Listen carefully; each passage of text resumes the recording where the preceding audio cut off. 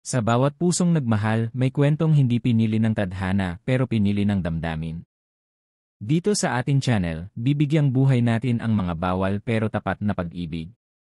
Filipino romance, at ito ang mundo ng mga lihim na pagmamahalan, tapat na damdamin, at kwentong hindi mo malilimutan. Please mag-subscribe kayo sa aking YouTube channel para sa iba't ibang kwento ng pag-ibig. Tahimik ang paligid ng safe house sa bundok. Sa isang sulok ng maliit na silid, si Miguel ay tila hindi mapakali. Pawisan. Kinakabog ang dibdib. Nakaupo sa lapag, hawak ang isang lumang pendant na palihim na isinabit ni Marco sa bag ng anak, isang lumang agimat na may kakaibang ukit. Bakit parang may tinig? Napapikit si Miguel. At sa kanyang isipan may boses. Mababang lalaki. Malalim. Parang kulog. Ikaw ang anak ng dalawang lahi.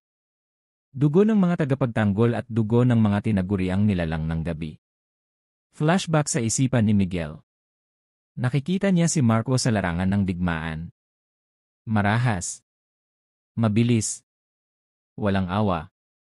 Kasama si Isabel, matalim ang mga mata, hawak ang blade habang tinatapos ang isang misyon. Tapos isang eksena ng mga laboratorio. Isang batang tila ginagamitan ng eksperimento. Isang bata na siya. Nagising si Miguel nanginginig. Tumakbo siya papunta kina Marco at Isabel na abala sa pag-aayos ng gamit. Daddy, mommy, may naririnig ako. Napalingon sila, nag-aalala. Anong naririnig mo, anak? Tanong ni Isabel, agad siyang niyakap. Huwag kang matakot, ha? Bulong ni Marco. May boses po sa ulo ko at sinasabi niyang ako raw ang susunod sa kanila. Mandirigma raw ako. Galing sa dalawang lahi. Ano pong ibig sabihin nun? Nagkatitigan sina Marco at Isabel. Wala nang atrasan.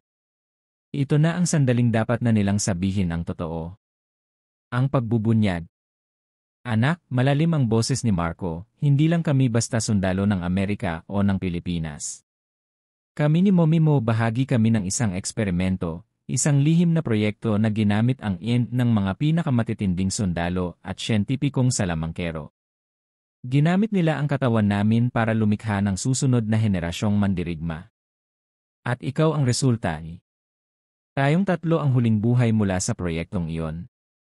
Pero ikaw ang perpektong pinaghalo.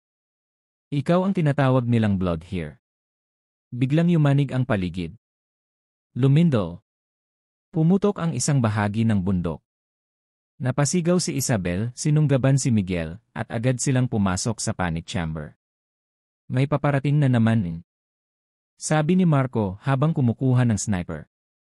Pero si Miguel, sa gitna ng kaguluhan, biglang tumayo. Ang kanyang mga mata nag-iba ang kulay. Nagmingning. Mainit. Kaya ko na po. Hindi ito pakiusap, ito'y pahayag. Nang sumabog ang pinto ng safe house. 3 armadong lalaki ang pumasok. Ngunit bago pa sila makaputok, gumalaw si Miguel. Mabilis.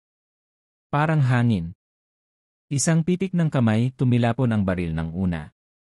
Isang sigaw, napahinto ang dalawa, para bang may humawak sa kanilang kaluluwa. Anak siya ng lahi ng dugo, wag, sigaw ng isa, bago pa siya tinamaan ng bala mula kay Marco. Pagkatapos ng labanan, tahimik silang tatlo. Nanginginig si Isabel. Si Marco, hindi makapaniwala. Miguel, anak, ano yung ginawa mo? Sumagot si Miguel ng marahan. Hindi ko alam, Daddy. Pero parang alam ng katawan ko. Parang sinanay na ako kahit di ko natutunan. Tahimik si Marco. Tumango. Simula ngayon, Miguel, hindi ka na bata. Isa ka ng mandirigma. Huling eksena ng kabanata. Sa loob ng isang madilim na base militar sa ilalim ng lupa. Isang grupo ng siyentipiko ang pinapanood ang footage ni Miguel habang lumalaban. Sa likod nila isang lalaking may makapal na peklat sa mukha. Tumawa ito ng malamig. The Here awakens. Phase 3 is ready. And this time the father dies.